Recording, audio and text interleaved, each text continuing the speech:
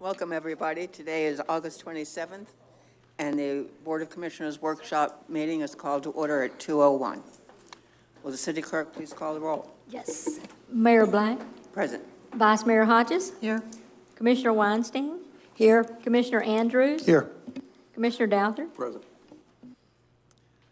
Next item is public comment. The floor is now open for public comment. Please, remember, speak directly into the mic, and go ahead.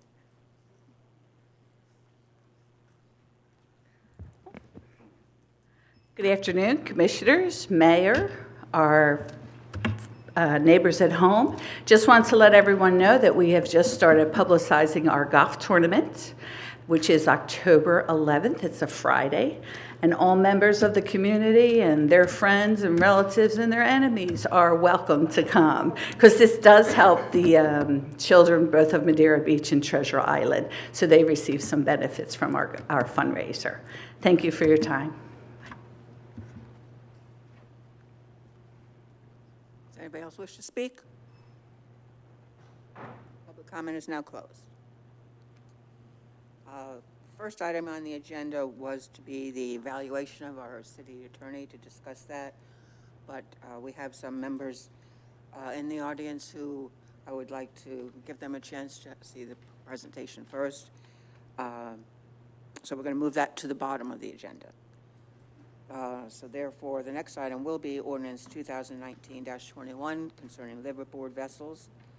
And before we go forward, I just would like to recognize we have a couple of members from Indian Rocks Beach here. Could you please stand and identify yourselves? Oh, three.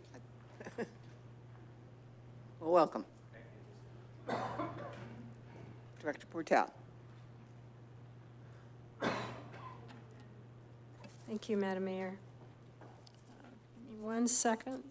You threw me for a loop by moving me up. Oh, I'm sorry. That was my fault. Yeah, it was his fault.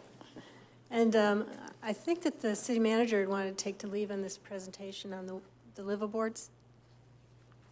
Yes, that's correct. If there's particulars on the ordinance, I'll let you chime in, Linda, if you don't mind. Sure. The reason why I have the ordinance on the agenda for workshop, because normally we just do the discussions at a regular meeting and take a first reading vote, but I wanted you to have an opportunity to meet with the enforcement end of this particular ordinance when we deal with the liveaboards. But before I get into that, I wanted to mention that once I got here on July 10th, I think it was, I started receiving information that we had a larger number of liveaboard vessels that are out in our waterways. Some are within our jurisdiction, some are outside of our jurisdiction, and apparently there were some legislative efforts with local municipalities that enacted similar ordinances for liveaboards, and as you kind of like water, it's the path of least resistance, so when individuals are asked to move from one jurisdiction, they go to another and so forth.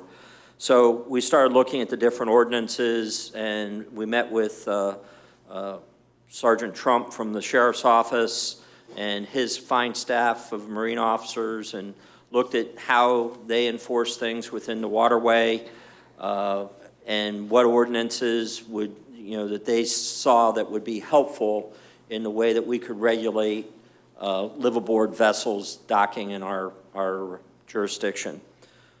So they've provided us with the ordinance from Treasure Island, and we looked at that ordinance, and it matches other jurisdictions, so we wouldn't have a continuity situation from municipality to municipality, and it wouldn't cause a problem for enforcement. So we went out, we looked at that, we looked at all of our issues, and basically, to sum it up in a nutshell, if somebody wanted to, if we enact this ordinance at first reading, which is scheduled for our regular September 10th meeting, if we enact the ordinance for first reading and moves through and we end up doing the second reading in the following month, we would have a requirement where liveaboard vessels would have to report in at our marina and obtain a permit for 72 hours, which would allow them to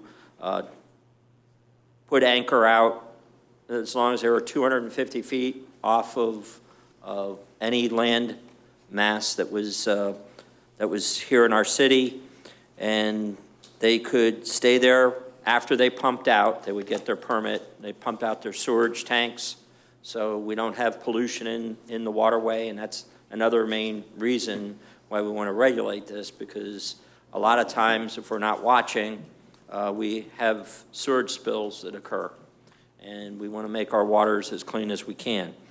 So they have 72 hours in which time they have to vacate, and they were allowed back 30 days later following the same process and getting a permit and so forth. The other restriction involved being on the vessel. So we could cut down on the derelict vessels that we run into. The sheriff's office, and I'll call Sergeant Trump up in a minute, but they have a procedure in dealing with derelict vessels that they can go through, and this would kind of help them out if we put the requirement that you could not leave the vessel unoccupied for more than 8 hours. So we felt that that was sufficient in giving the sheriff's office teeth in the enforcement of that ordinance. So without further ado, I'm going to ask Sergeant Trump if he'd mind coming up and addressing any enforcement questions that you might have while he's here, or ordinance questions from the other jurisdictions, and we can take it from there. Good afternoon. Sergeant Trump with the Pinellas County Sheriff's Office Marine Unit. And I know we've had meetings in regards to this with the city manager and some of your other staff. We can try and answer any questions if you wish, and so fire away. Hey, Sergeant, I had a question. I had spoke recently to a neighbor, a resident who lives out there on Bay Point, which faces the waterway where all these boats are anchored. Yes, ma'am. As we stood in the backyard, we noticed there was 2 boats up into the bushes. They're not even in the water anymore. They're up in the bushes. Yes, ma'am. And then there's 3 sailboats there laying on the side. Yes, ma'am. Can't tell me people are living on those. What is your job as far as going over there and removing these? Can you do that? Yes, ma'am. That's a little bit different than what we're addressing here, but kind of part of it also. What that deals with is, as the city manager said, is our derelict vessel program. We have a derelict vessel program throughout the county that we follow state Florida statute in order to do. It's not an overnight process, please understand that. There are certain criteria that we have to follow by state statute, and one is to basically do our very best to notify the owner of the boat, or try and find or locate the owner of the boat, make them aware that the vessel is in derelict condition, it's on its ground, there's different factors, whether the boat is open to the weather, it doesn't have proper bilge pumps, it also has to have a running motor. So there's different things that could make the vessel at risk. Boats like that, they're definitely in a derelict condition. So what we do is we go out and we sticker the boat with a great big huge orange stickers to advise the owner that the vessel is derelict. We send out certified letters to the last known owner, so we do our due diligence trying to locate that owner. And then there's a process after that they have a certain amount of time, usually 21 days, in order to deal with the vessel, get it out of there, get it out of derelict state, and if it comes back into compliance, then we close our case. If it continues on, the vessel still stays there. We've done everything that we can, and if we can find, there's two sides to this. If we can find a proper owner, let's put it that way, then we will, after 21 days, we will write the subject a notice to appear, basically a court date, of which he can then go to the court date in front of a judge, and they will either plead their case, and the judge will make a decision of whether the vessel is definitely derelict or not. If the vessel is held as derelict, then after 30 days, we will have the vessel removed. So after that, it takes a little bit more time because we have to contract with the county. We do, work with the county, Water and Navigation, who then contracts with a subcontractor to remove the boat. So unfortunately, it's not an overnight process to remove them, but all the boats out there, we do have active cases on. So they are in process of either being removed or we've made contact with the owner. If we cannot find an owner, because some of these boats in their states, they've been transferred. I've sold it to this guy, I sold it to this guy, he sold it to this guy, and it's gone through 5, 6 different people. If we cannot find a proper owner of the vessel that we can go forth with as far as any type of charges or anything else for derelict vessels, which is a Florida state statute, then we will just go with our process, and after the 30 days, we will just go ahead and remove the boat the same way. So, but the boats that you do see out there, yes, we have active cases going on. Okay. I have 2 more comments I wanted to make. Yes, ma'am. I know you can't really do anything about this comment, but this resident also told me that at night when he sits outside on his deck, he says you look across the water, none of those boats have lights on. And we do enforce that also. We do actually nighttime projects. And our guys go out there and we will identify those vessels. Again, we try to find the proper owners. Some of them don't have people on them. We send out citations via certified mail. So we do try to address that as best we can. Again, it's hard with some of the vessels. They're in a state where they just don't work. Those vessels, we continue to, either get them back into compliance, either through citation or going into the derelict vessel process. So it's a slow process, but we are looking at that. And one more question. Who pays to have the boats removed? Will the city be responsible for that? No, ma'am. That is a grant fund through FWC. Again, Pinellas County Water and Navigation. Once we send our case, if our case is completed, we will send Pinellas County Water and Navigation. We will get a hold of them, and then they will contract with a subcontractor to remove that. That is all grant funded through the state and FWC, so no, it's not cost to the city. Thank you very much. Yes, ma'am. Sergeant Trump, I got 2 quick questions. First off, did you help craft our ordinance, or did you read it, the ordinance that we have? I have not read your final, no, I have not. Okay. I haven't been sent that. And from what our city manager said, and he kind of outlined what the idea was, is this going to work? We believe that it will. Not for me. Again- They're good. Okay, sorry, yes, yes.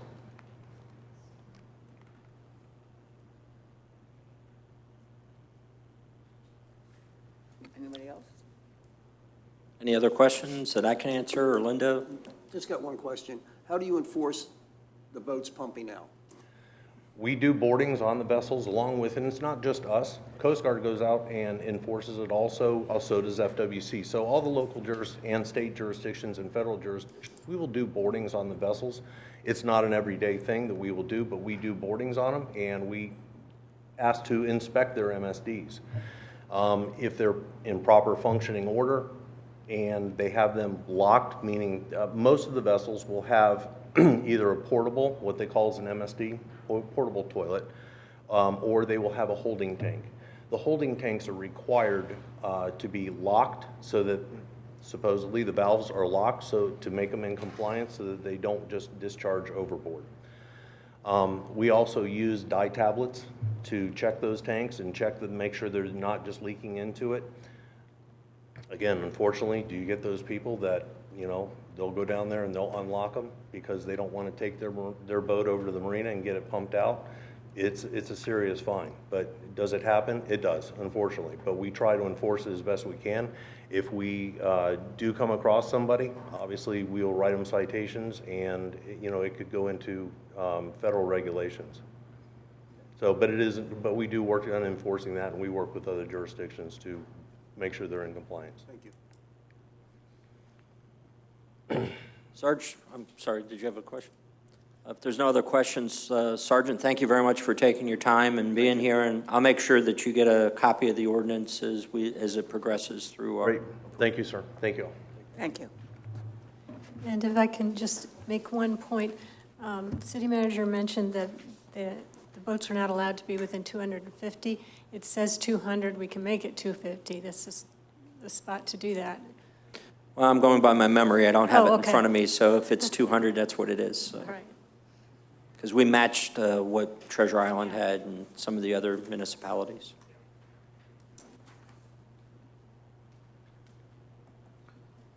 City Manager, when you say some of the other cities around us. So Treasure Island's doing this. Are the ones north of us doing this also? I don't know of any that are north of us, I think, unless the sergeant knows, but I know Gulfport and Treasure Island are the two jurisdictions that I know of.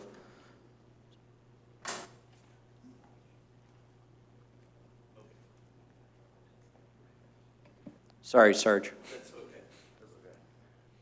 There are other cities that have very similar ordinances. One is, you're asking about the north, one is Bel Air. Bel Air has a very similar ordinance, it's 72 hours. They're welcome to come in, visit the city, anchor, in their waters, but in 72 hours, then, they unfortunately have to move on. So it's very similar. We utilize Treasure Island because it's very fair. We felt it was very fair, very simplistic ordinance. So that's kind of how we based your ordinance, and with the other fact that the city manager said, is we would like to try and get most of the jurisdictions with an ordinance pretty much the same, because it makes it easy for us all the way up the coast to enforce these ordinances. But there are other cities. So there's Bel Air. Treasure Island has a good ordinance, obviously. City of Dunedin, last I heard, was also trying to enact a very similar ordinance. And St. Pete has a very good ordinance, very similar, and also St. Pete Beach also does. Okay, I was just kind of wondering, like, if they leave here and they go to Reddington or North Reddington or Indian Shores or Indian Rocks Beach, and they dump, it's going to flow. So, Understood. we need, as a city, kind of work with the other cities, city manager, and try to get them on board to doing this same type of thing, so we keep the water clean all around us. That's a great idea. In fact, we can even discuss it. I can bring it up at the Big C meeting that we're having tomorrow, I think. And have we actually looked at these other ordinances in the other cities? I've looked at Gulfports and Treasure Islands, but I haven't looked at the other ones that the sergeant mentioned. So. I did look at Bel Air's, Dunedin's, and St. Pete Beach. Some of the others have an ordinance similar to what we used to, our existing ordinance, but as we discussed with the sheriff's office when we were first working on this, we were glad to help them bring compliance to everyone so that they're using just one enforcement technique. So we had already committed to working with the other communities. Okay, thank you. Thank you, Sergeant. I do have a question while you're still there. And I don't know if this is under your jurisdiction or not. If a derelict or dismantled or a totally destroyed boat is sitting at a private dock and you really can't get the access to it from the water, are you actually allowed to go through that property from the street to get to that boat, or what do you have to do that? No, ma'am. If it is tied up to a private residence or private dock, we cannot touch it under our authorization. It would be up to the homeowners. Okay. Yes, ma'am. That'd be a code Civil, enforcement yeah, code enforcement. Okay, Yes, thank you. Yes, ma'am. Actually, I have one question. Yes, ma'am. I know someone who does not pump out, but they take their boat out into the Gulf so many hundreds of feet or something. Is that legal? Yes, ma'am, it actually is. You have to be out to a certain distance in order to pump out. It's after the 3-mile mark, so they have to go out at least 3 miles in order to legally pump out. Okay, thank you.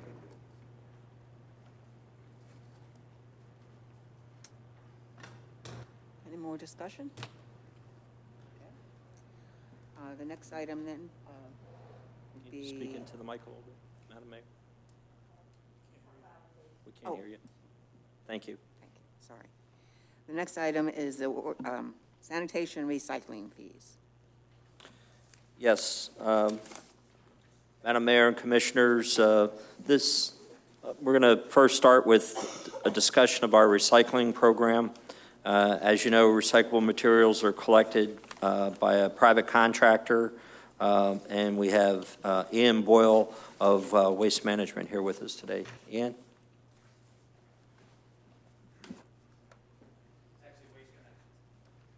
Oh, I'm sorry.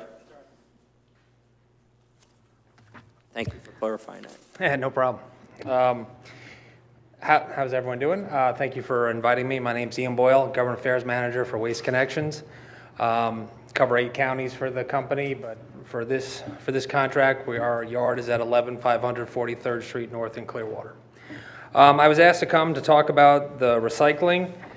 Currently, we are the private hauler that handles your curbside recycling and also the recycling at the condos. Last year, we did a 1-year extension. At the time, there wasn't interest in doing anything longer than a year, potentially putting it out to bid.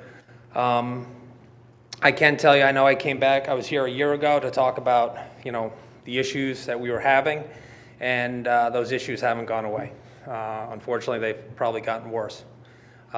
It's very costly for us to recycle right now.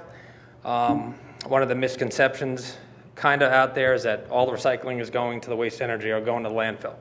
Well, that's not true. What's happening is that we actually have lost, for a while, about 70% of material would give you value. Right now, probably only 21% gives you value. Now, there's some material you can get rid of that's not as expensive as burning it. That's if you can find those people. So, again, the issue is basically finding the end users. Processing costs have gone up, and everything has been, all these plants, these MRFs that are being built, these recycling facilities that were built based on numbers back in 17 and 16 where you were making all that revenue. What I done here is actually you got a little document. Just to show you. Basically, I asked my district manager for our MRF to run a report, which is basically from January to June.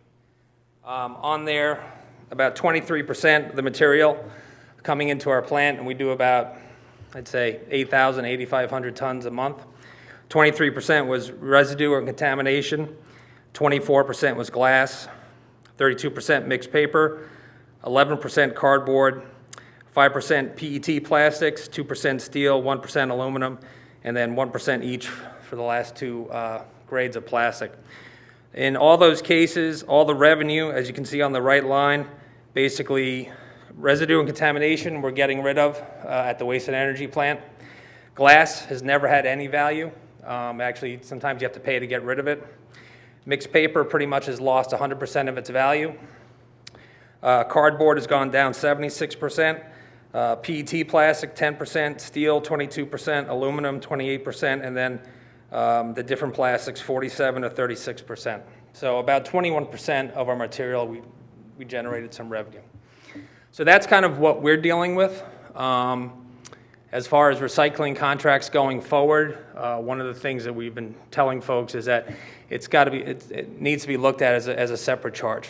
There was a period of time when recycling was just kind of part of the whole package. Well, that's not the case anymore. So that's kind of where we're at. I wish I had better news from a year ago, but unfortunately, it's not better. So that's where we're at. Do y'all have any questions of Ian Boyle?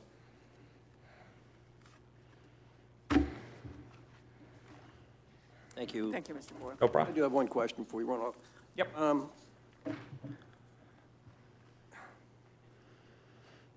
I guess I don't understand, just, it seems like everything has just decreased, at least 50% or better, around it.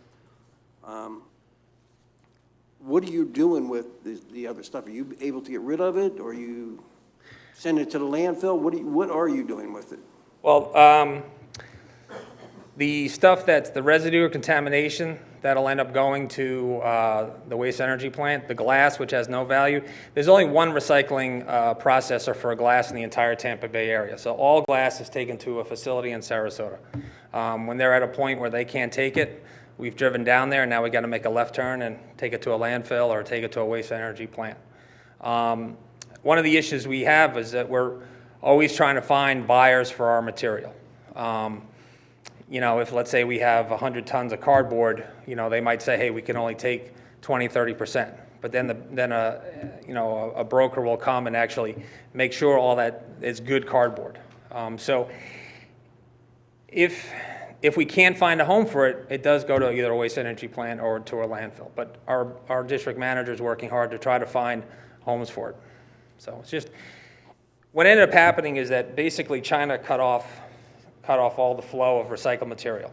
So as such, China was, back end, about 65% of all recycled material was going to China. So when they cut off that market, it had nowhere to go. So now everywhere's recycling is going through the roof. So as new recycling comes in, like our facility in St. Petersburg, 8,000 tons come no matter what. They don't care what China is doing. 8,000 tons come. So if we can't find a home for it, we try to put it in the warehouse and store it. But if we can't find a user for it, we'll end up either taking a waste energy plant or maybe taking it to a landfill. But that kind of, it fluctuates back and forth. I know, especially the Canadians when they're down here, they are big recyclers. They'll walk a mile to drop off one little plastic bag of recycling, and I guess what I'm trying to think is the cost ratio, is it worth it? Is it not worth it? And environmental effects, there's a lot of different pieces to this pie. There are. And I don't understand how it's all coming together anymore. I mean, in the past, when China bought everything, different story. Well, the thing is, those companies in China that need that material, it's not like they stop needing it. They just can't get through the front door, so to speak. So those companies are setting up shop other parts of the world, be it other parts of Asia, India, even the United States. But to basically create a plant for those materials takes about anywhere for up to 2 years. So all our industry experts at our company, we look at potentially in a couple of years, the market catching up to itself. We don't anticipate it ever going back to where it ever used to be, but eventually it's going to kind of level off. As a municipality, I know a lot of municipalities are making that, they're having that hard decision. Do we keep recycling? Do we not keep recycling? I did talk to Walter. There is a municipality on the east side, the city of Deltona, that decided to end its curbside recycling program. So if you wanted to make an outreach to them and see how they're doing with that. South Deerfield Beach, they actually ended their recycling, but the public pressure was too much. They had to bring it back like 60 days, 90 days later. It's definitely a decision you have to make, but the decision comes from, one, are we willing to pay an increased cost to recycle? And that's basically a decision I defer to you. There's going to be some PR to it. It's going to be the press is going to call you, and you just have to make the decision that's best for you. I wish I had. I've been answering these questions since February of 2018, no matter where I go, and I wish I had a better answer for you. But right now, it's been a tough situation for us. Thank you. So. I have a question. Sure. I live in a condo, as many people do in the city, and we recycle. We have a bin where you throw everything, and one for glass and one for paper. And I'm sure the one where we put the glass is not all clean. So are we wasting our time by doing that? Does that whole bin get thrown into the regular? Well, on the condo recycling, we actually, in the current contract, we provide carts, and everything goes into the one cart. So I don't know if you're separating. I'm not familiar with that. 3 separate bins. The 3 separate bins. I'm not familiar with that. I mean, the majority of the condos we have all have carts, and everything basically goes into one. Yeah. So once it gets to our facility, goes through the whole situation, the glass comes out, and then we end up taking it. If the company's called Strategic, if they take the material, we take it to them. We're still paying to get rid of it because we're driving it to Sarasota. If they don't take it, then we have to take it to potentially a landfill. So We're wasting our time. now, well, I don't know. Pasco County just recently has taken glass out of its whole recycling stream, so you can't recycle glass now in Pasco County because they will not accept it at their recycling facility in Pasco. So there are people that are actually municipalities making that decision about glass. Thank you. No problem. And I have 2 other guests that are here to speak to us today, Jan Tracy and Stephanie Watson from the Pinellas County Solid Waste Division, and I'll ask them to step forward, and thank you very much for coming and joining our discussion. Good afternoon. I'm Stephanie Watson. I'm Program Manager of Recycling Outreach and Programs with Pinellas County Department of Solid Waste, and this is Jan Tracy. She's Program Coordinator on my team. And we're happy to be here today. Thank you for having us.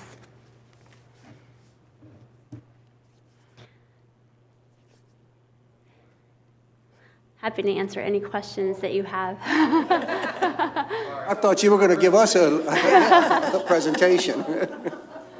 Well, I was told that you all have questions, so I can open up a little bit about what our team does. So at Pinellas County Department of Solid Waste, we operate the Waste to Energy facility. If you haven't been out there for a tour, that is what our team does, is offer tours. You're welcome to come over and to see how our site operates. For the most part, we burn garbage to generate electricity. In one day, it's enough to power about 45,000 homes. We take in about 1 million tons of garbage a year. We reduce the garbage by about 90%, and we landfill the remaining ash. We really don't put garbage in our landfill with the exception of bulky waste, like boats or something like that.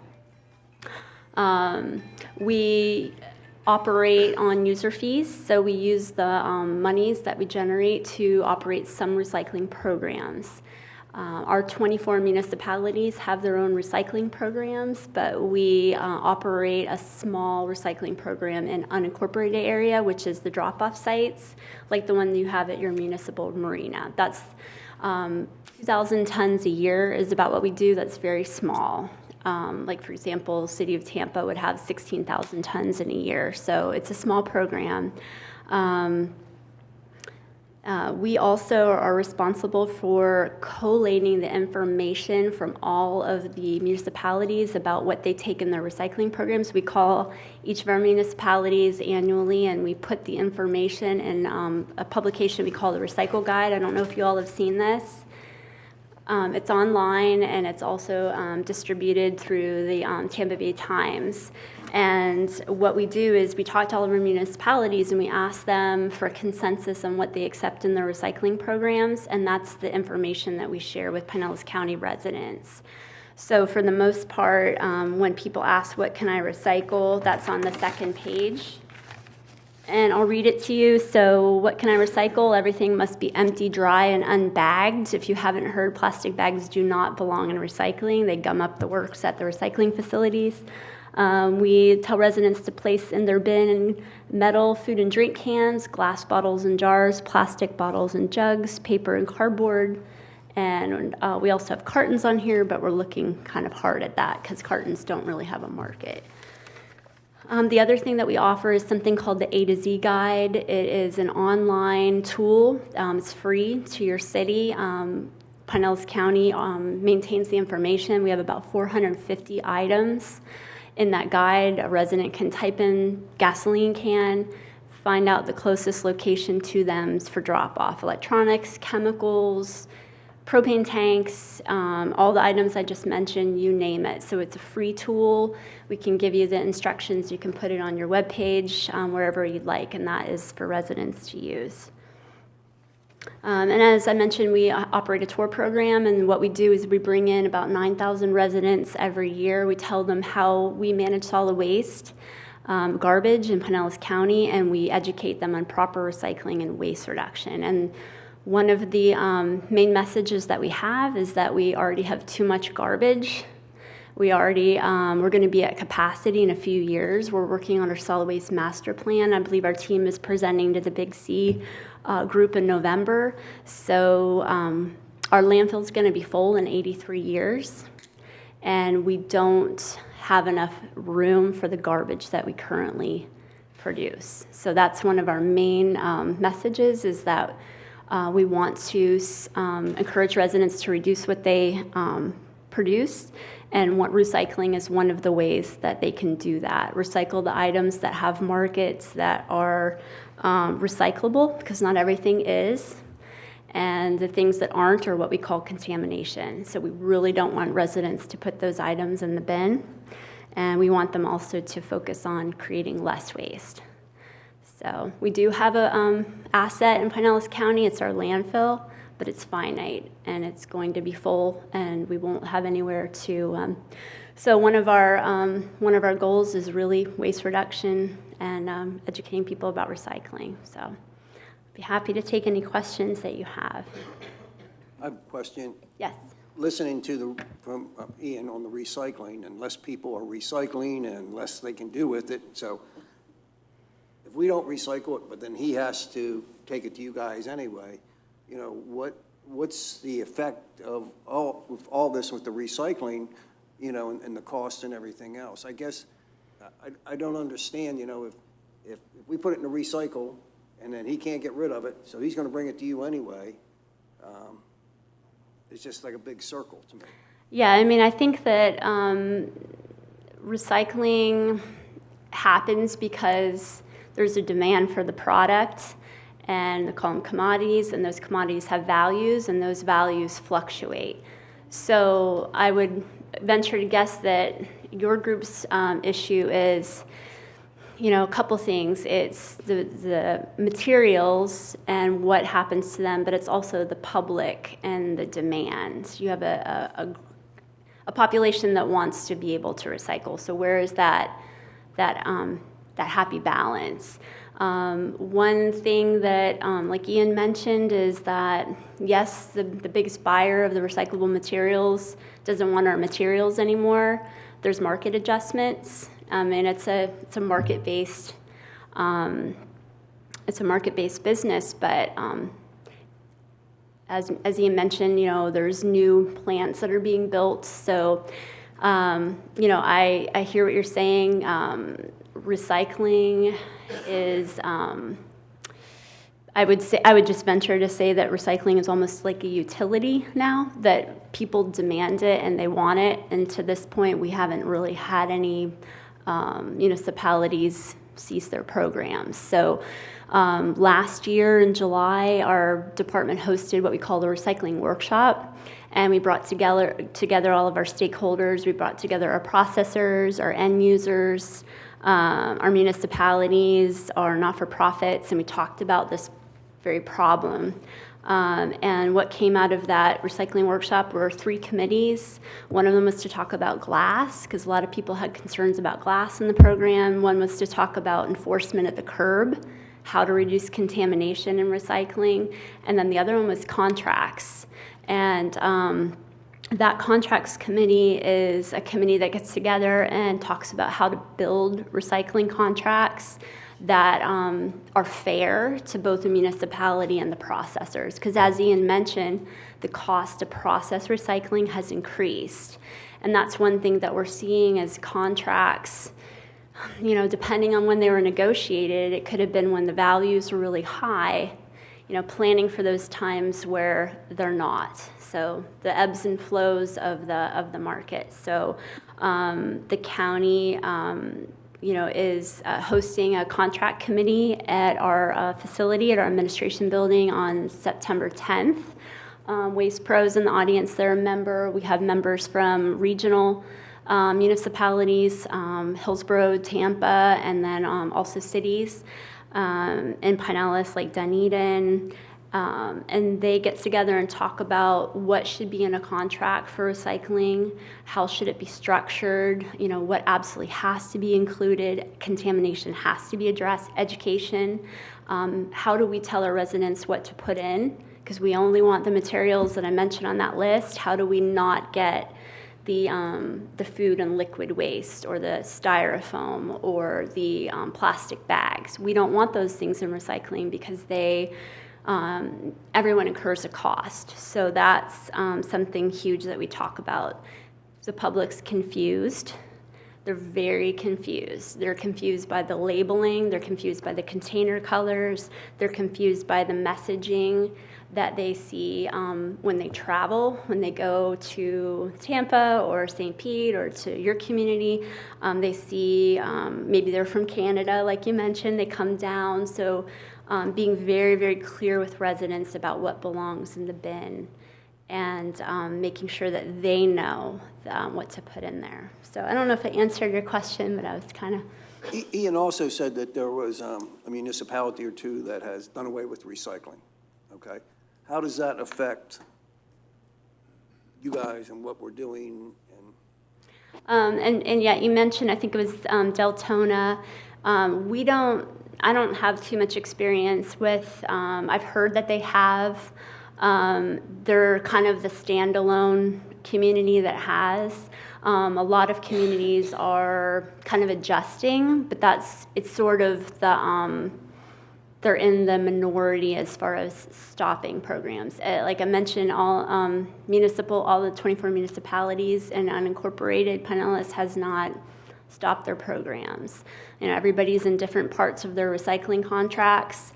I would recommend, and I've been talking to your team just about, drafting the contract's really important. You know, the things that you put in your contract.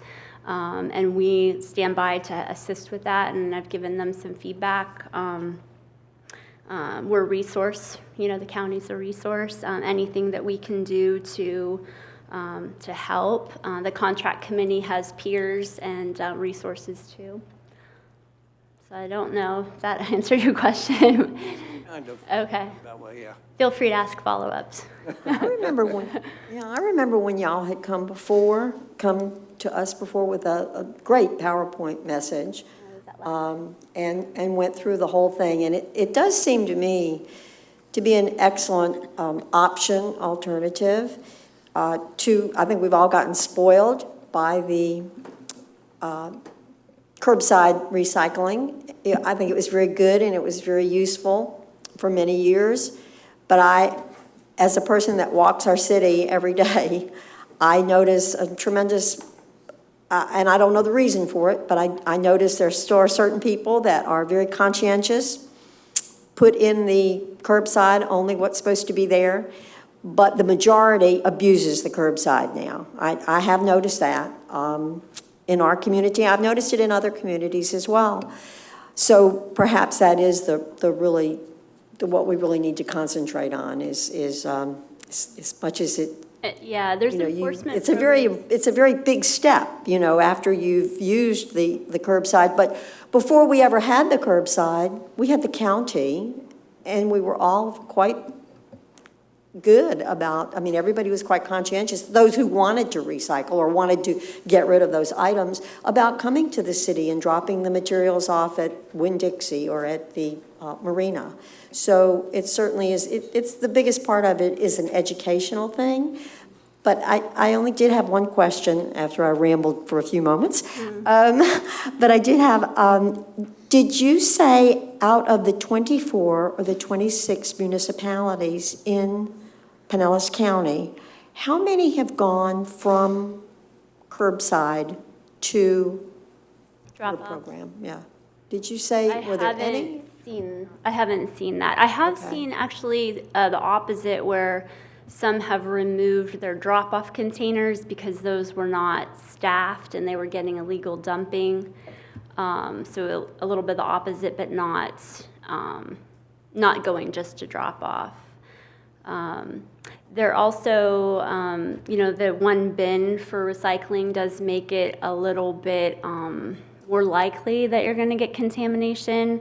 And there are cities in the region that have rolled out enforcement programs. Like City of Tampa has something called, it's like 3 strikes, sort of like 3 strikes you're out. They'll tag carts with their oops stickers initially and let people know. And then there's like a series of kind of increasing consequences, with the last one being their cart is taken away and they have to do an education program to get it back. So that's kind of more what I see are municipalities moving towards enforcement programs to ensure they're getting grants to do these cart flipping, where they'll go out with a team and actually flip carts, evaluate the materials, and then tag them, and then notify the resident. And they say that's really successful. It's just it's intensive as far as staffing, but there are some grants. We've seen some grants available.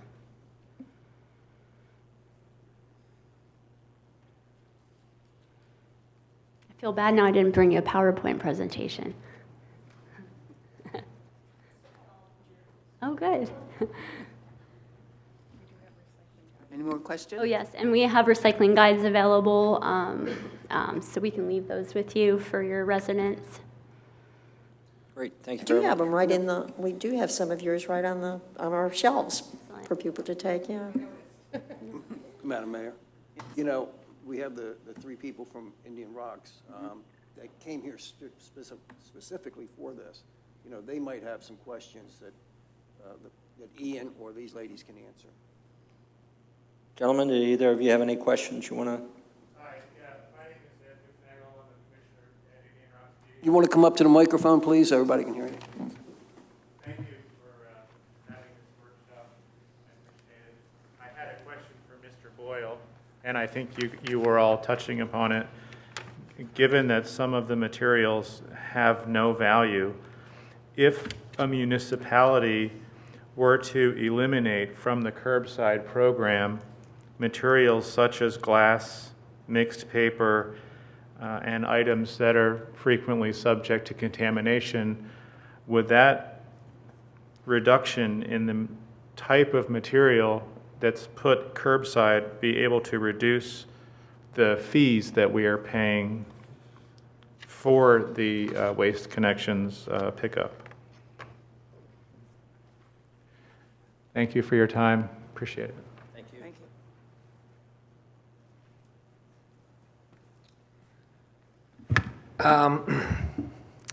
I guess the quick answer to that is not really sure. I mean, obviously, we could obviously remove the glass, remove the mixed paper, but it's about, you know, we still have the same processing plant, we still have the same facility, so our costs wouldn't decrease that much. When you look at Madeira Beach, you look at Indian Rocks Beach, you know, that's a small percentage of that 8,500. The largest being Hillsborough County, we're at 66,000 tons a year. So if a municipality like that removed its material, moved glass, so to speak, then obviously then that would actually move the needle a little bit. We do all the processing for Pasco County. So they remove glass, obviously that changed their contract. It might fluctuate a little bit, but to be honest, probably not as much as you'd like to see it. So I'm sorry to be the one answering all the questions for the bearer of all the bad news, but I'm just want to be honest about it. Thank you. May I add to that? Sure. I just wanted to mention that we had the glass committee, and we talked a lot about glass at that recycling workshop. And one of the things that we ended up talking about was that the public expects to recycle glass. And in a lot of cases, for them, it's substitute for plastic bottles. And so if your contract's structured where you don't have glass, the public will still recycle glass, and then it'll count towards the items that are contamination. So, and glass, you know, could potentially be, it's not like the public aren't going to put it in the bin if you discount glass. So I just wanted to mention that was something that the group, by and large, kind of felt about glass. And I also want to mention that something the commissioner is at Douthert that you mentioned about recycling is there's a lot, we like to look at it as a lot more than sort of costs. I mean, you have the public demand, you have the fact that it saves resources, and then if you don't have recycling, you have increased garbage costs. That's something that, like aluminum cans, you can throw those away, but those are turned into new products in like 30 to 60 days. So we do see aluminum cans come out in our ash at our waste energy facility, but how much energy had to go in to burn that material and then to turn around and recycle it when it could be made into a new product when it's in a better state. Thank you.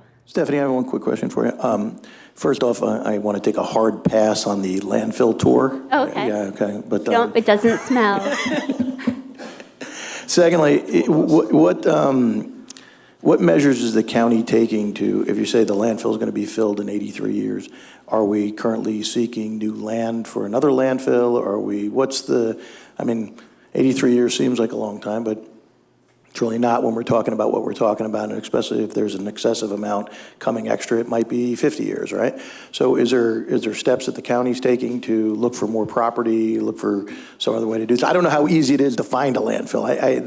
It's really challenging to site a new landfill, but it's an excellent question because we are finishing up right now the process of the solid waste master plan. So it's a 30-year lookout about how the county will manage solid waste over the next 30 years. And that's something that our team's going to present to the Big C committee because it's going to be finalized by then.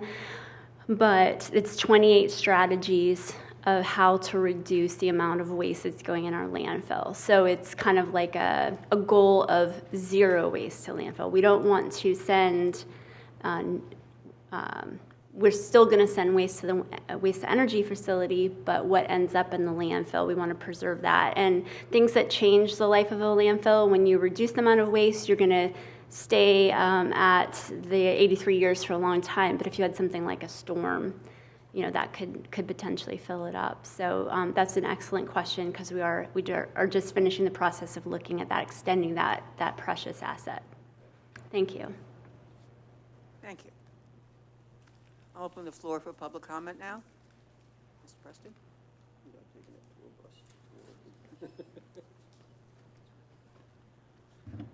Robert Preston, 425 South Bayshore Drive.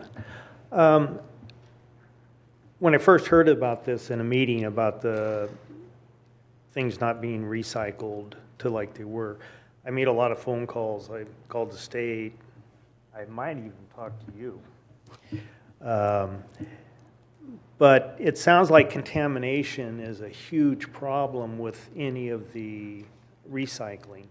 And the trucks that go around, everything goes in one truck, so it gets contaminated. So I can't imagine any of that being recycled because it all goes in the same truck and it gets all mixed up.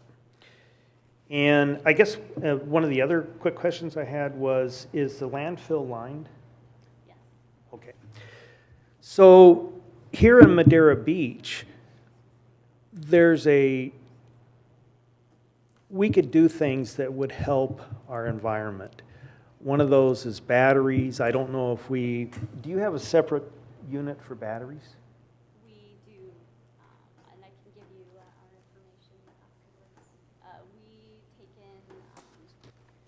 We have electronics and chemical collection through the county, so we have 20 mobile events throughout the year. We also have a permanent center, and then we also offer Has to Go, where it'll come into your community and collect electronics and chemicals, batteries included, just not alkaline. Alkaline can go in your trash. Alkaline can go in the trash? Yes. But the regular batteries cannot? Like lithium ion, you should recycle those. Should recycle it. Alkaline not. Not in your recycling bin. Correct. Separate place. Trash is what you're saying. No. This is Jan Tracy with, work with Stephanie. We don't want to say that the alkaline can be recycled. The alkaline batteries go in your trash, but the other batteries, the rechargeable batteries, the lithium ion, any of the other kind of batteries need to be collected separately by us in order for them to be recycled. So they're not being recycled in your recycling bin along with your glass. You're bringing them to our household electronics and chemical collections or our mobile collections where they're being separated and handled in their own manner to be recycled. So alkaline is regular refuge? But alkaline is regular refuge, correct. Okay. So I lost a lot of my time there, but there's a couple other things. Regular, like car batteries, port batteries, some of those don't get take back to the auto shops and get traded in. I would like to see a facility at our city yard so we can drop off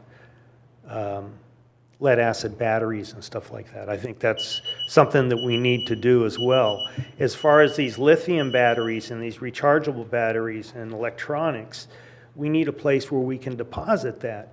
We can be all stewards of our environment if we try to do a little bit, but we have to help the people, including myself, to be able to have some place to put these. And if there's no place to put them and we don't make it convenient for them, then they're going to put them in the wrong spot. The other thing is you have a lot of boat owners that are on these docks and what have you, and they change their oil. Where do you think that oil goes? A lot of the oil ends up in the waste, right? Yeah, we'll talk to you after. Okay. The oil should be collected separately also. And that's why I think at our facility at the yard, we ought to have a place that we can put lube oils and stuff like that. So when people are changing their boat engine oils and stuff like that, there's a place to deposit these oils. What I do currently is when I go get my oil changed on my car, so they can do it a lot easier than I can, I take my container to that facility, and most of the times they will take that oil from you. But we need to look at things like that so we can help the people be good stewards of our community. Thank you. I think,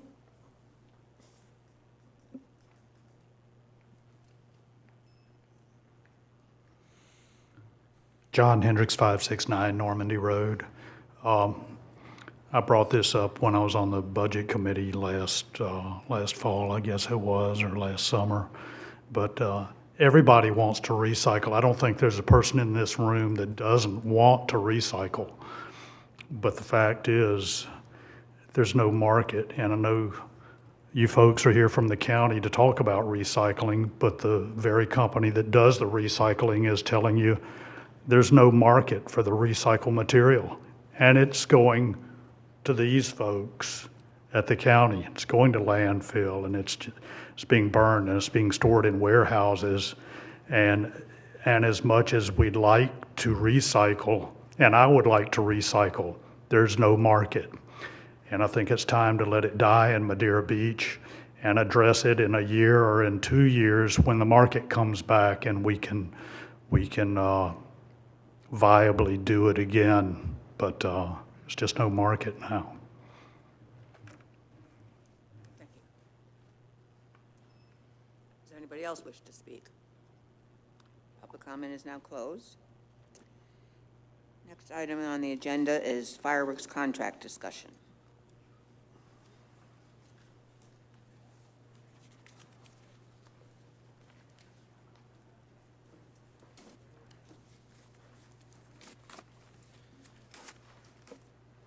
This was an issue that was one of the items that we talked about at the agenda setting meeting, and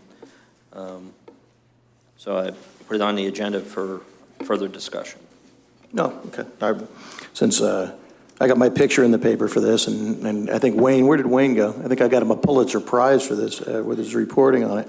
I thought we'd kind of take a look at this real quick, because and this has nothing to do with Bob wasn't here then, or I'm sorry, our city manager wasn't here then, but I think saying that we saved $5,000 on this project was disingenuous, because if you look at page 22 and 23, this isn't what we approved, okay?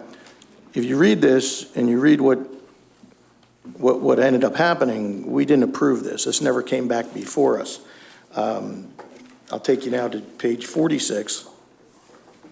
46, this is from our consent agenda on April the 4th. Okay? So what was approved was a annual fireworks show that's going to be to Rock Park and displayed over the Intercoastal Waterway between Rock Park and the American Legion. Okay?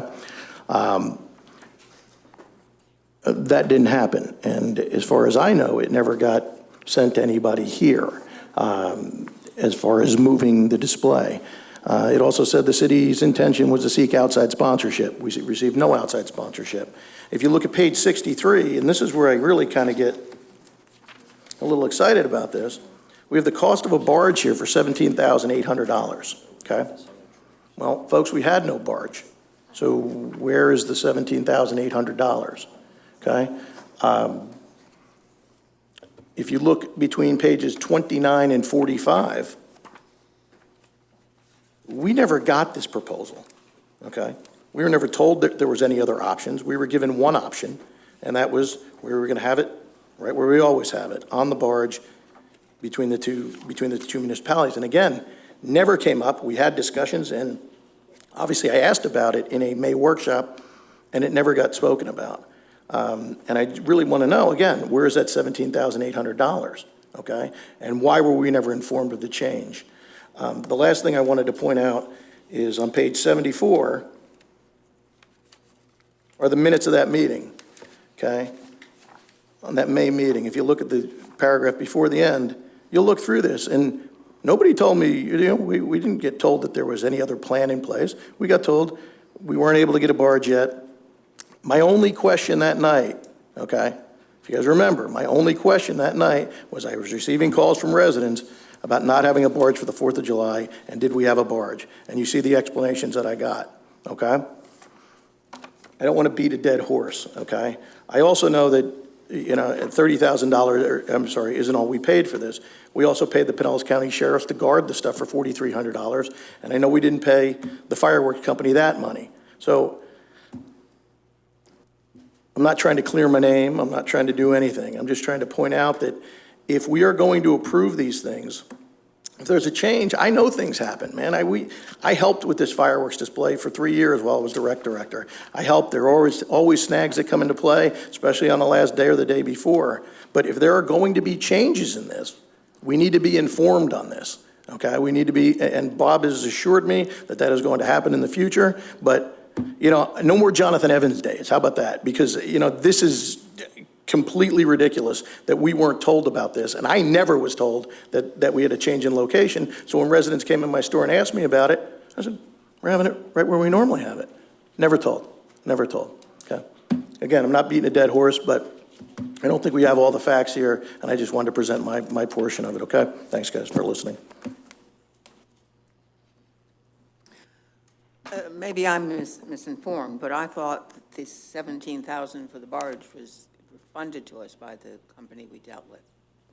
Maggie, we approved $35,000 for the whole project, okay? Right. There's a bill here for $17,800, which was part of the project because we changed everything this year and went with one vendor. The fireworks company was supposed to supply not only the barge, but the fireworks, okay? Mm-hmm. For some reason, they slipped up, couldn't provide the barge. But then we rewarded them by them not having to pay for a barge, and we ended up giving them $30,000 anyway.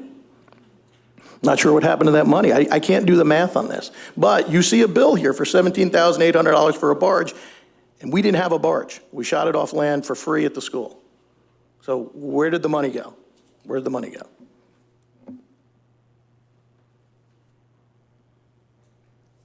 Well, I think that's something finance can tell us.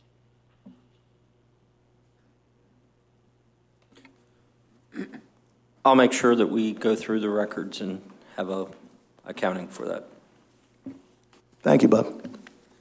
And I think that just about, maybe not every year, but probably most years, there's always confusion, not just with Madeira Beach, but with many, many cities, most of them, the beach cities, that have had problems, last-minute problems, or two-day before problems. And I think it's about time to retire the fireworks myself, but that's at another time. We'll discuss that. But I do think that just the hullabaloo that goes along with the contract and with things happening is certainly not just with Madeira Beach, and it's happened here many, many times. I think that we did save the money this year. I think we should really reconsider, but I do think that when the Board of Commissioners acts to pay out the $30,000 or the $35,000 for the fireworks, and if there are any changes, I don't know that the Board of Commissioners are the ones that need to come back and have special meetings. What are we going to do? What are we going to do? I think that that's up to administration, as long as that $35,000 or whatever that set fee is not increased. I think that's, and still the safety and the quality that's an administrative, I do feel that's an administrative decision, as long as the safety and the quality of the fireworks display is not impaired. Commissioner, you're okay with not being informed they were moved? You were informed? I remember reading it. You shouldn't have to read it. Well, Your employees were the ones who changed the location. I know you're going to back your boy here, but your employees moved the fireworks display for you and didn't tell you about it. They ended up spending money that they obviously had earmarked for something else, and we don't know where it is. Nobody has mentioned the $4,300 that we paid the county sheriffs, okay? I got shish kebabbed in a meeting when I brought it up as during the beginning of a workshop, just to bring it up so we could talk about it at the end, and 6 people somehow appeared here to argue with me from staff about this issue. And I just wanted to let everybody know that I wasn't just ranting and raving for no reason. You know, this was supposed to have been done a certain way. That's what we approved. Commissioner, if you're okay with them changing and doing anything that they want to do based on the dollar figure, that's your opinion. I think we should know about it and we should be informed about it. That's my stance. don't put words in my mouth. Thank you. Madam Mayor, if I may, obviously there was a breakdown in communications. That communications is a feedback loop, and if things are going to change, we should be notifying the Board of Commissioners of what those changes are, why they were made, whether it's administrative or not. I just think that your manager owes that to you, and all I can do is pledge that that won't happen under my watch. Thank you, Mr. City Manager. I appreciate that.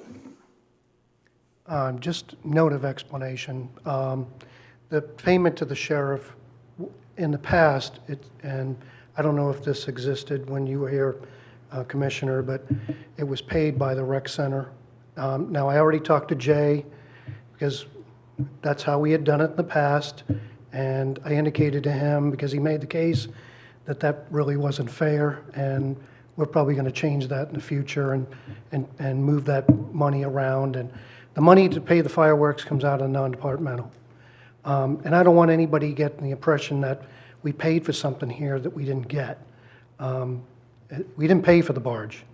So I just want to make that comment. I wasn't involved in any of the firework plans or anything, but I just want to make it clear. I wanted to make clear about the payment to the sheriff and that we really didn't pay the barge. That payment wasn't made. Was the payment to the sheriff is it in the rec center budget? Again, I'm not saying that was a fair thing to do, but in the past, you're good. In the past, we had made those payments that the sheriff's time to the rec center. I think we'll make that change. We'll make a change to that in the future. Madam Mayor, if I can jump back in. I'm studying the fireworks situation. Obviously, there's environmental concerns. There's tax dollars that we're spending for displays, and obviously we've cut the budget this year. So if we are going to move forward, and that is my recommendation at some point in time, I'll be seeking funding from other sources. But there are other displays that we can do that are better to the environment, laser light displays, some other items that we're looking at. We're also looking at the time of the year versus having all the displays along the beach. Maybe there's a better time to maybe celebrate our veterans or something to do this. So I'll have a better report for you probably within the next 2 months or so, but I just wanted to let you know where we stand. And don't a lot of the other cities take donations to get the fireworks done? So we could do that as well. I heard Debbie, I guess last time, not this time, and then what you just said about changing it or moving it or doing away with it. I really think it's a bad idea. I look at the crowd that comes off this beach and the revenue that comes in on the 4th of July. John's Pass stays packed all day. The shack area stays packed all day. These restaurants stay busy all day. To pull that, and it takes an hour, hour and a half to get all the cars off of the beach. I see that. That's a lot of revenue we'd be losing if we do away with the fireworks. But I do think that we need to get the public funding, as most other cities do. But I think we need to keep it because we got a reputation of having a good one. But I think the businesses would lose a lot of money, by eliminating it. Thank you. But, City Manager, also, you said you were going to get back with us on a better detailed. Yes. And if you go for public funding, we need to get the total cost to include the $4,300 for the police and everything else. We need to get a total cost of what it costs, and that's the money we need to be going after, that dollar amount. Definitely, you'll have a full picture, and obviously anytime you have a special event where you have thousands of people, you have to make sure you have the security items. Correct. Floor is open for public comment.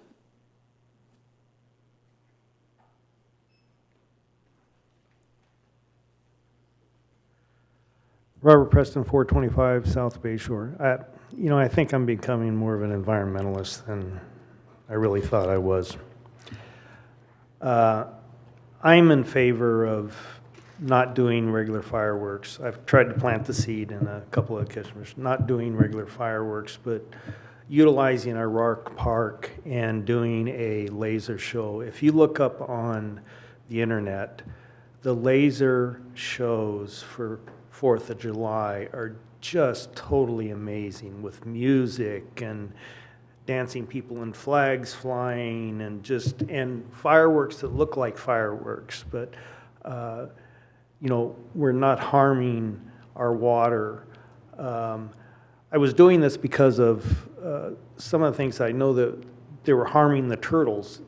Our turtles are nesting at this time when everybody's shooting the fireworks off the beach. I'd like to eliminate fireworks in Madeira Beach, period. That's just me. That's how far I'd like to go. But the turtles lay their eggs when they come up to the beach. The fireworks distract them.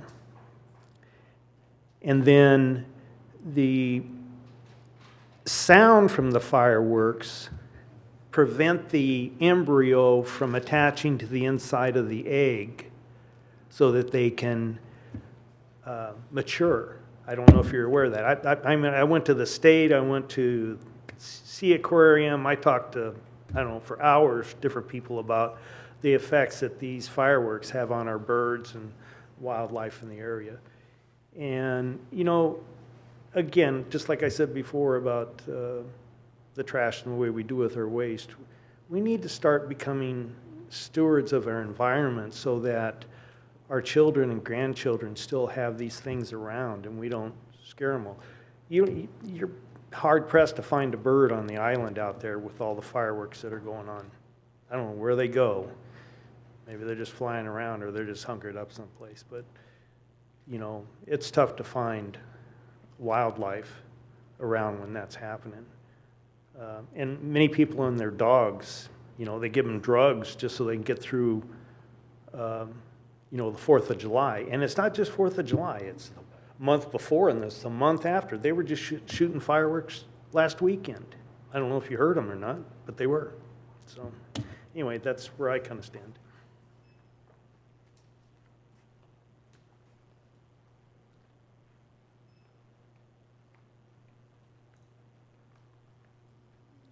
John Hendricks, 569 Normandy Road. I hated to come up here again, but in response to loss of business, if we do away with it, last 4th of July, my girlfriend and I walked to a restaurant on the 4th of July, and we were talking as we were walking up there that we would never be able to get in, but let's give it a shot anyhow. When we went there, you could almost throw a rock and not hit anybody. That's not a big day for business along the beaches. It's a big day for people to come to the beach, but they're on the beach for the fireworks. They're not doing business here. So I have to say, and I love going to the fireworks, but I also love being able to go to that restaurant on a night when it's not packed, and that's exactly what happened. And like I say, the business owner said it's literally their slowest night of the year. Thank you. Any more public comment? Public comment is now closed. Next item on the agenda is item A, which is moved to the end, performance evaluation for City Attorney Ralph Brooks. This is Thank you, Mayor. Go ahead. I welcome the evaluation and look forward to any constructive criticism you have, some encouragement, or whatever your concerns might be. I think there's a evaluation form in your packet. You don't have to go by that per se. You can simply do more free-form comments if you'd like. Before we start on that, I just feel that right now, we've got 4 charter officers, and we're doing 4 separate times of the year, we're doing evaluations. Why don't we do all our charter officers at one time, and then again in 6 months, do them, and every 6 months, and do them all at one time versus one this month, 2 months later, we're doing one, 3 months later, you know, because we're not keeping up with when they're due. You know, and as charter officers, it's our responsibility, the commission, to evaluate these people, and I think we should be doing at least twice a year on them, and I think we should be doing every one of them, and do them all at one time. I mean, we've got the city clerk, we've got the city manager, we've got the city attorney, we've got the finance director, or 4 charter officers that we should be evaluating. I just think that that's the best way to do it, do all 4 of them at one time, you know. When, in the past, what we did with the city manager, they sent us the form, we filled it out, we turned it in. Why aren't we doing that with all of our charter officers and turning them in? We get a form, we turn them back in, evaluation, then we have our next meeting, we discuss it. I think that's the way we need to go, rather than sitting here and doing one, then maybe next month or a month after we do somebody else, a couple months later we do somebody else. To me, that's just redundant.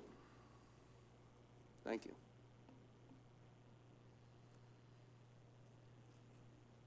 Well, I think that could be a good idea. Are you suggesting then, and we put this off for? I think we put it off to our next workshop, or like we did in the past. They gave us the form, and then when we came back to, and we turned them in to Karen, I think, and then it came back at the next meeting, our regular meeting, we talked about the evaluation, and that was, that's the only evaluation that I've ever done on one of our charter officers. You know, why aren't we doing all of our charter officers? Good, bad, or indifferent, I just feel that's the way we need to be doing it. So, and then that tells them what we think. You know, hey, you need to improve in this, you need to, this is doing excellent, you know, this, you need to step up your game plan, whatever the case may be. But I just think we need to do them all at the same time and set it up on a regular basis, okay? If we do, you know, I know to do to new city manager right now is going to be hard because he hasn't been here that long, but he should be included in it. If we wait till next month, he should be included in what we've seen so far. You know, he doesn't have to have all 5s or all 1s. You know, we can just make comments, you know, and say, hey, this is what we see, this is what we would like to see. You know, Ralph's been here for a year, Walt's been here for time, Clara's been here for time. Why aren't we doing them all at one time? Well, that's a good thought, Commissioner, but I think that we could start with Ralph right now. I mean, we've gotten his, I personally could not understand the matrix, and I discussed that with the city attorney. Most of it was not appropriate, but I did get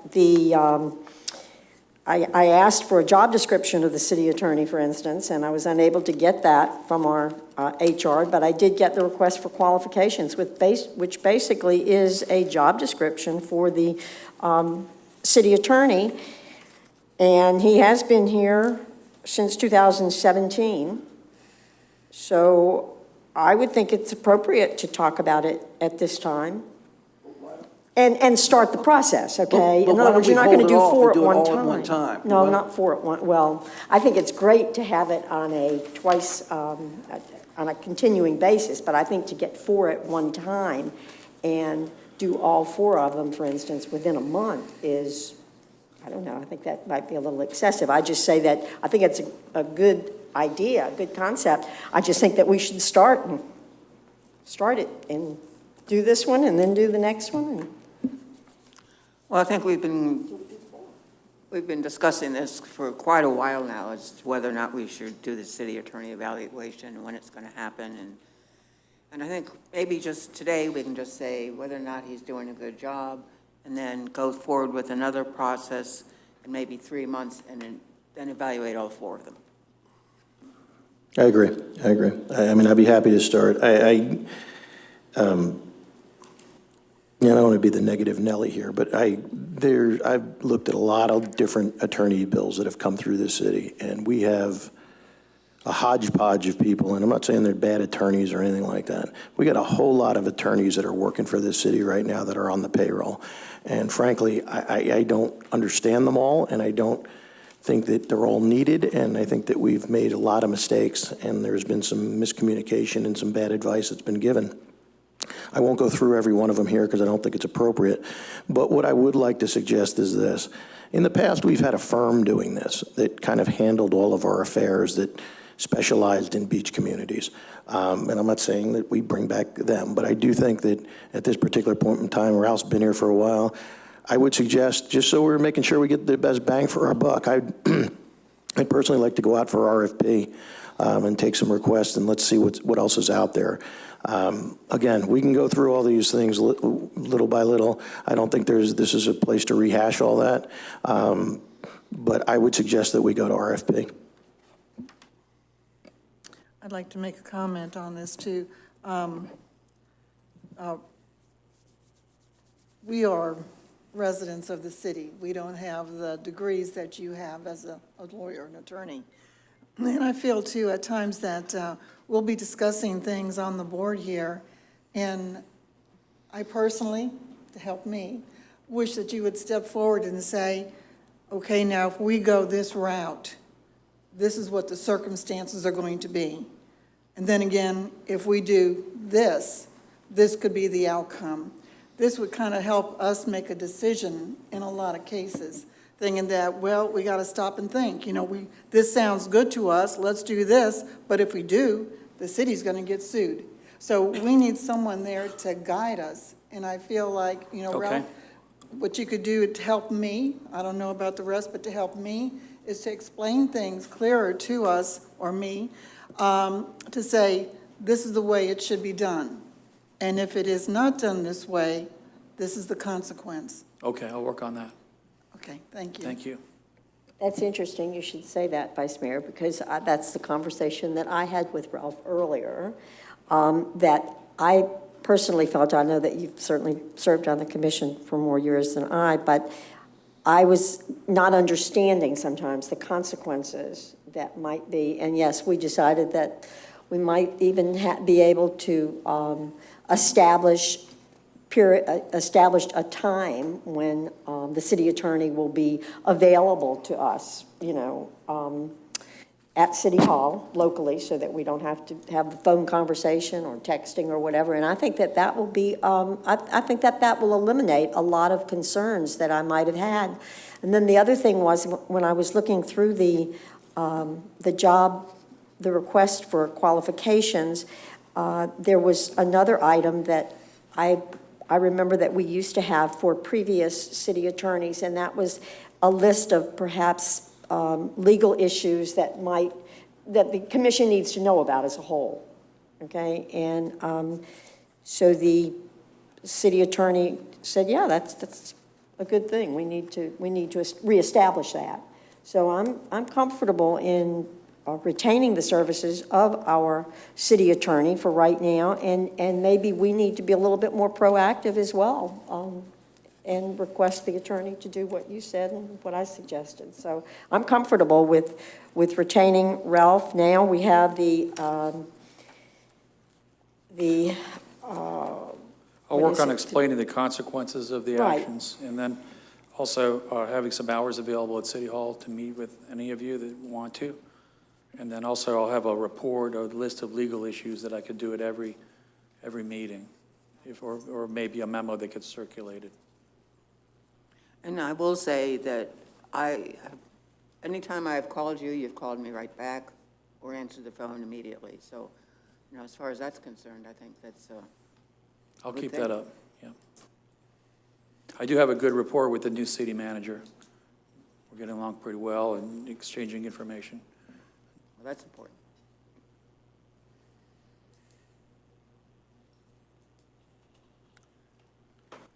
So going forward, at what interim period should we review the charter officers? Say that again, I couldn't hear you. What interim period should it be? A month, 2 months, 3 months from now? How long? I don't know, we could do it all at one time, or like somebody was saying, that's too much for one time, maybe we do one month and just do the 4. Then 6 months later, we start over and do 1, 2, 3, 4. We could, I'd be okay doing all 4 at once. So it doesn't matter to me. I just, right now, have we ever done one on Walt? I don't think we have, and he's a charter officer. When was the last time we did one on the city clerk? Last year? Okay, so it's been over a year, October, so we're right there anyway, So, I don't think we've ever done one on a city attorney. When Trask was here, I don't think they ever did one. I don't think the city has ever done one on a city attorney.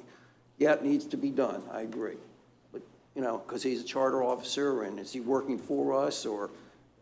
It's actually helpful to myself, too, so. Say again, please? It's helpful to me as well. Yeah, so we're giving you feedback, I understand that, but we have not been doing that, and that's what we should be doing. In the same way with the city manager, I know when we did Jonathan's last time, he got very upset with me because I gave him some 1s. But, that's part of the nature of the game. I don't think anybody walks on water, and everybody can improve, and I don't think friendship or anything else we should be very objective on whoever we're doing and saying, here's what I see, here's what needs to be done. That's the only way the city's going to move forward.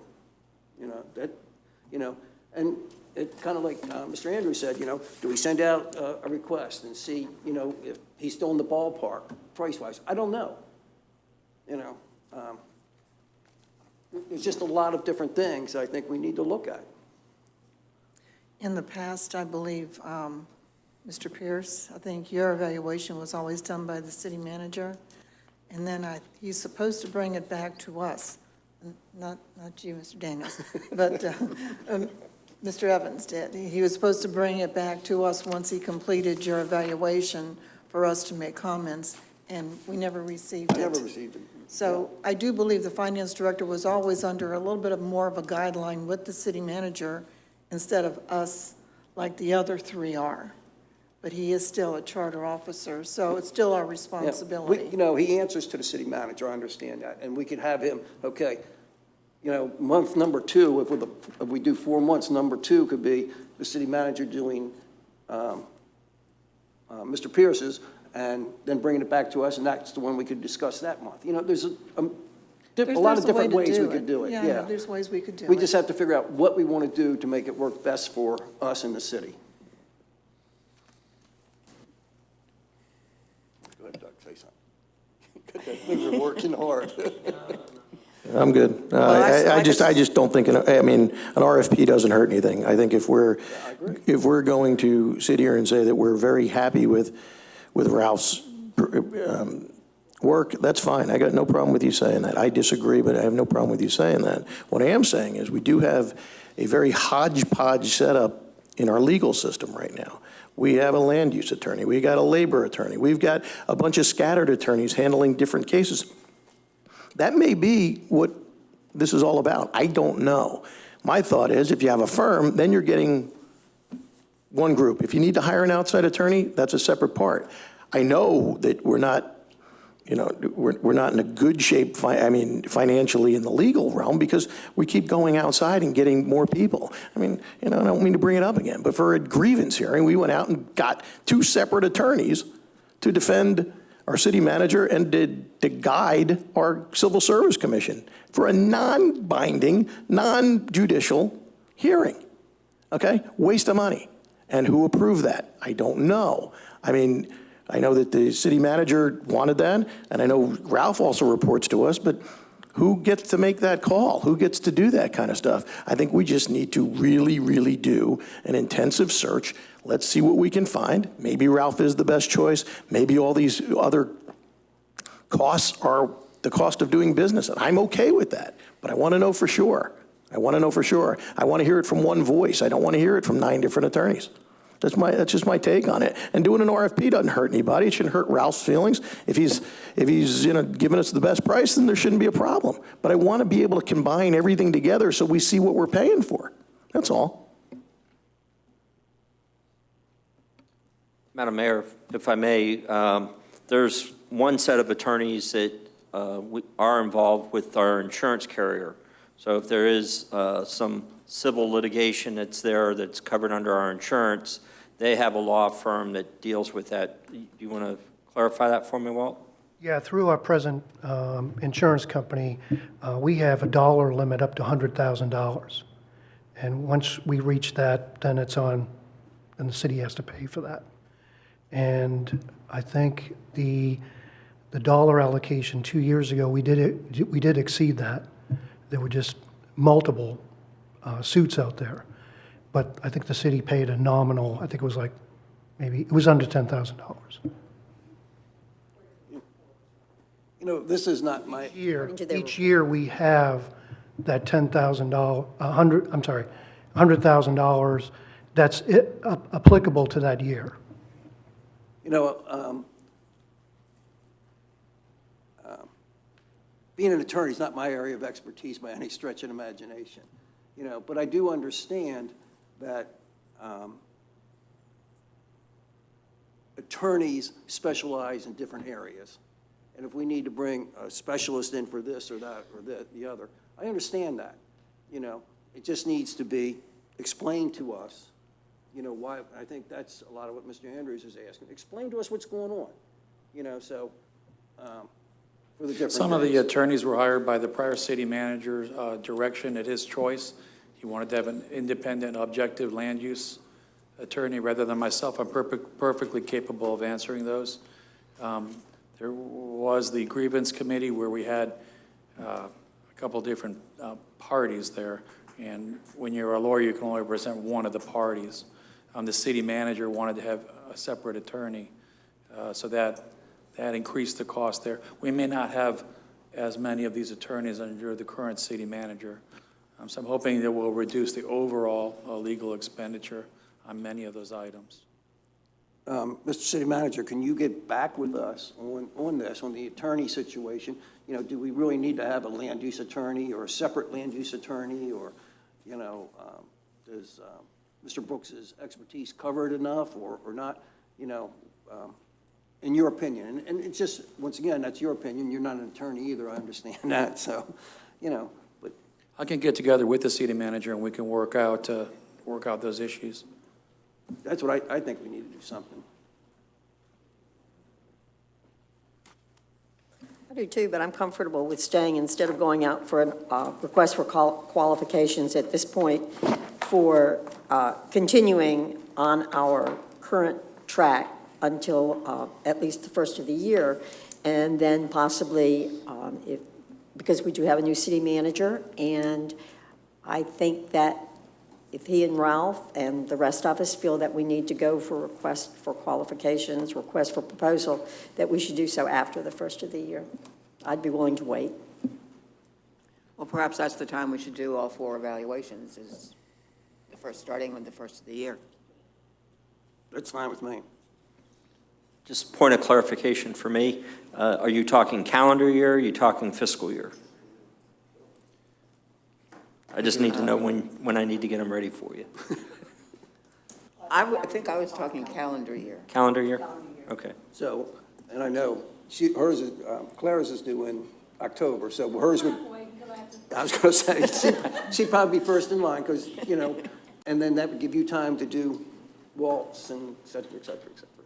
You know, it's a big hotspot right now, and I think we need to get it all squared out and figured out what we're going to do and how we're going to do it. That's just my opinion. And at this point, I don't think we should go out for an RFQ or until the evaluation takes place.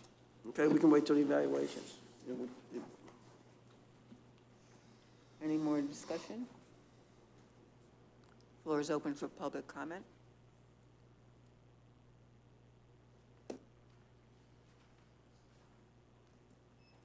Good afternoon. My name's Helen Price. I live at 13319 Boca Ciega Avenue here in the beautiful city of Madeira Beach.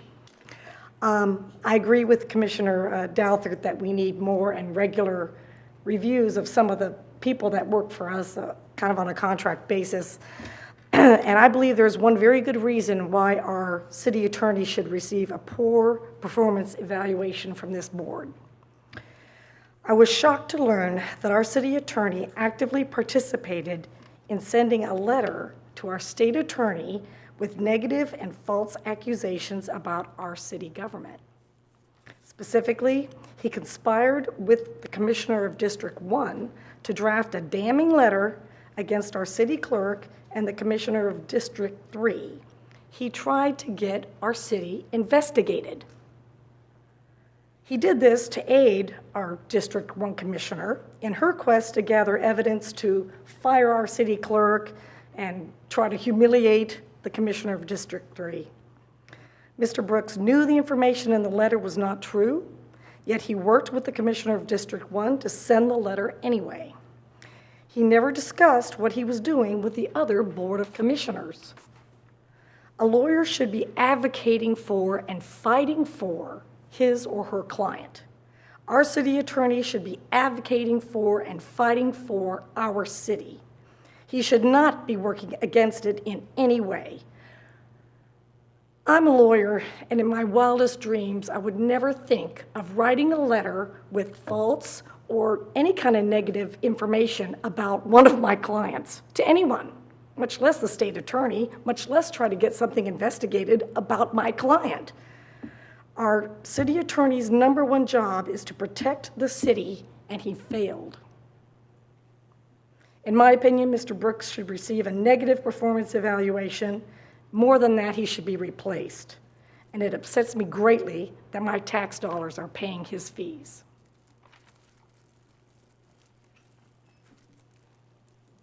Does anybody else wish to speak? Public comment is now closed.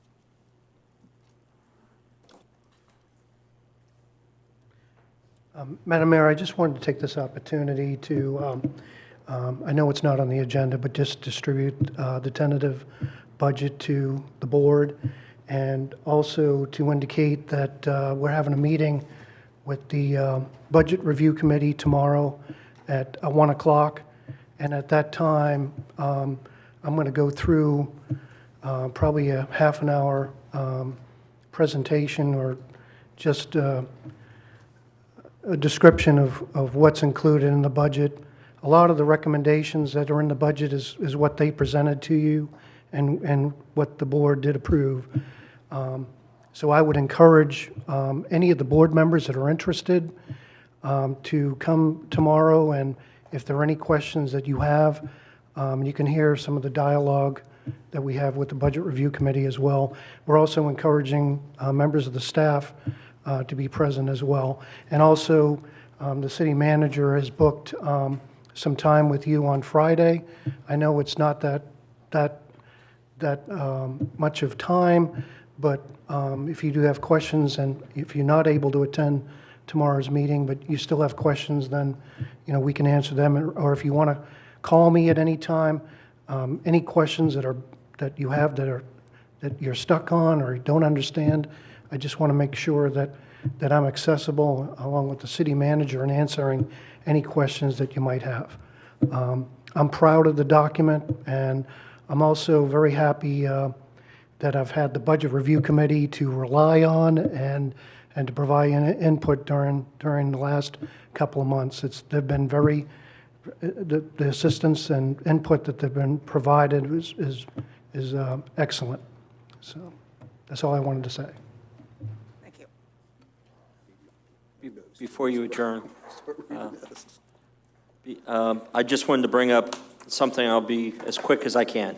I'm learning what this board wants and needs for information. There was a situation where we had the agenda setting meeting, and we had a number of items that were on the schedule to be heard at a workshop meeting.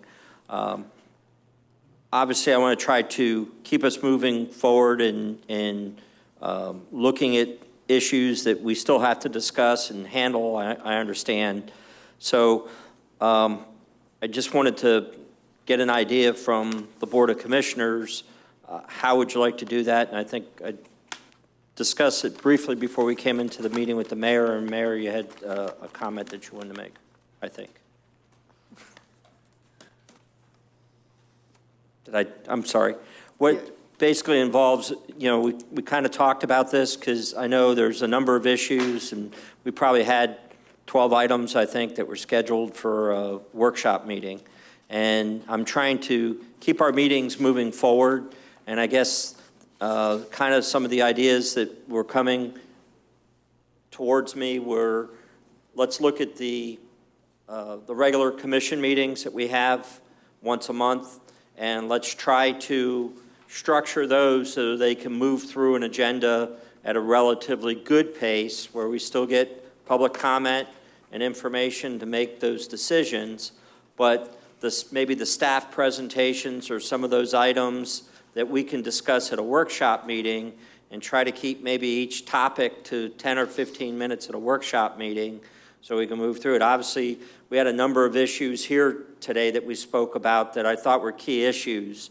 The recycling program, we have an RFP that it's sitting on my desk to go out for our recycling business, but if we didn't want to be in that business, I wanted to make sure that, you know, we wouldn't spend the time and effort to go into other contracts. So we'll be discussing that a little bit more as we progress into September. But and then the other issue. So it's even at that point, it's kind of hard to keep it to 10 or 15 minutes when you have other presenters that are here and public comment. You know, I don't want to hinder that public comment. It's so important in everything that we do.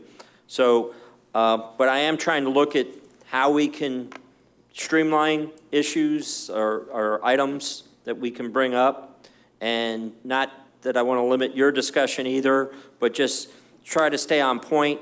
Let's move through the items, exchange ideas, and I don't want to keep you here for 6 hours at a workshop meeting because we have 12 items to go through. But if you'll accept some explanation, and I know some of these items that weren't addressed by memorandum, I should have had feedback to you on them, and I'll make sure that that feedback comes back so you know exactly what's going on in my head with certain items, and, you know, waiting for maybe a staff member to be back in attendance so, you know, they can take up the charge on whatever that particular issue is. So, yeah, I don't want to put anybody on the spot right now, but I'm working on that, fine-tuning it, and maybe as we meet in preference for the budget meetings, and maybe even Friday, we can have a little bit of discussion just on what each of you individually want to come out of this, and if I'm making any sense as to what I'm saying and trying to streamline us and moving us forward. You know, Mr. City Manager, I talked to you about this, and I think we've all ran into this, that we've asked for things on the workshop, and they don't appear on the workshop.